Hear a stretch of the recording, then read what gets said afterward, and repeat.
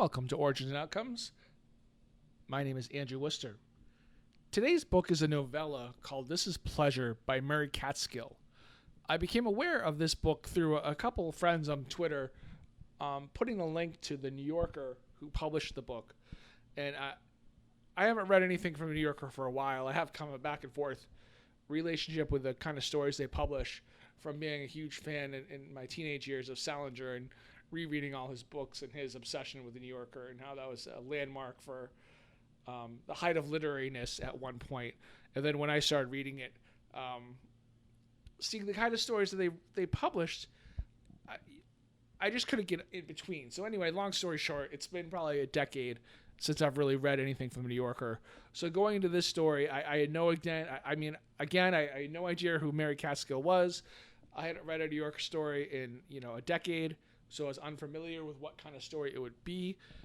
There are people that tweeted about it that I'd read, hadn't really given much of a description, except they were both curious and not curious about people's reaction. It affected them in that kind of way where they wanted to talk about it, but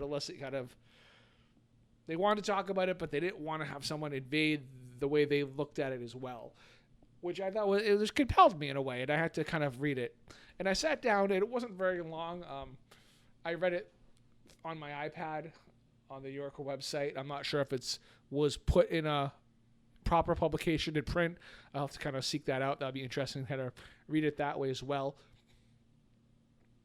But the story itself is told from two different people's points of view in a Me Too era kind of story where an old publishing editor gets fired from his job for being inappropriate towards women.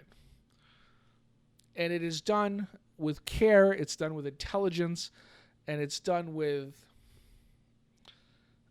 a sense of sensitivity, I would say, through both sides, about a character who, in my estimation, was a certain kind of guy that never grew up past some things that he should have grown up past, but how people that are around him never took it, I don't want to say seriously enough, but some people can get away with things just by their childlikeness, or their intention isn't to make you uncomfortable or to put you in a bad light, but it does sometimes. And when people kind of confront you on that, I would think normally you would react to it and adjust your behavior, but he could never quite do it, or never took the situation seriously enough to quite do it.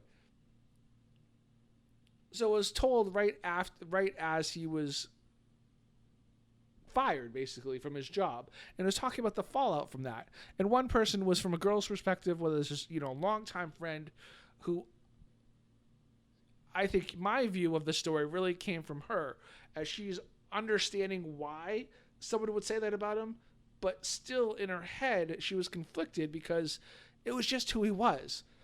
And his point of view was, look, I don't know what I did. I mean, how was I supposed to know that's what they didn't want something?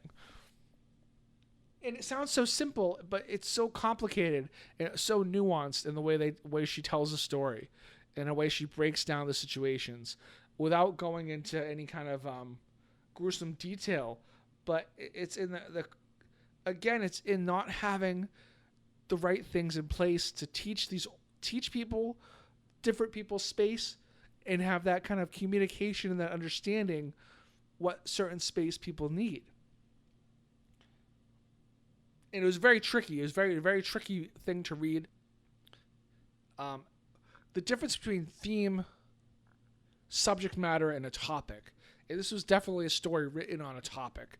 And the thought in the concept of having maybe a fiction essay came up, and how maybe that should be what people are like stories like this are put in that category, and said, because it's not really, a novel has themes. This had a subject matter, had a topic that it built a story around. I don't want to degrade it and compare it to the Whisper Network, because the level of craft in this is just so superior to whatever the Whisper Network was trying to put together.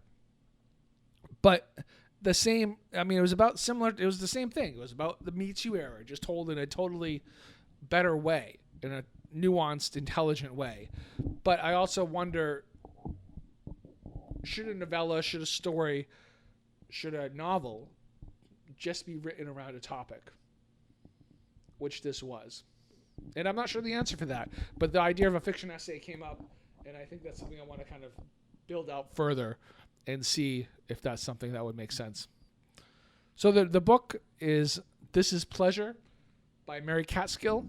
This is